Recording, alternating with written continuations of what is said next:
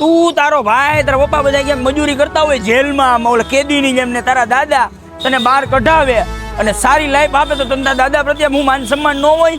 અરે આ હોય જ ને. અને તારા દાદાના આવા સારા કામથી સરકાર એના આખા ગામમાં પોસ્ટર મારે અને બધા એની માથે થૂકે તો હવે ઈ તો પીતો જલી જાય ને. ઈ જ વાત હે મોટા.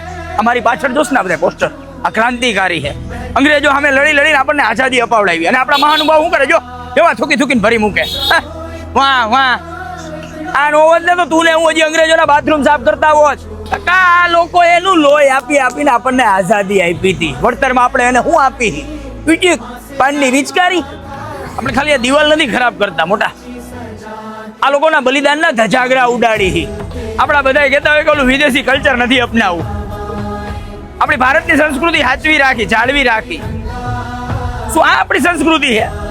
પાન ભાગે ખાવાની, કચરો કરવાનો, જ્યાં ત્યાં થૂકવાનું, કોઈનું માન સન્માન નહીં કરવાનું. આમ મહાસત્તા બનશું? આપણા એક સિટીની વાત નથી, બધા સિટીમાં આ જ પ્રોબ્લેમ છે. ચોકમાં બેઠા કહેતા હોય કે આમ કેમ તેમ કર્યું ને. હવે કાકા સવારે 5 વાગે ઉઠીને પાણી વાળતા તને હાલ આવે, મોકલો હોય એવા લડવા યુદ્ધમાં મૂત્રી. ભાઈ થૂકવું જ હોય ને તો ખરાબ સંગત ઉપર થૂકો, તમારા અસંસ્કાર ઉપર થૂકો, તમારી હારે આવી ખરાબ વ્યસન લઈને બેઠા હોય એની ઉપર થૂકો. ભારત આઝાદ થયો ને આજે એને 79 વર્ષ થયા. અત્યારે એમને કારણ કે આઝાદ નો થયો તો સારું હાલો. Happy independence day.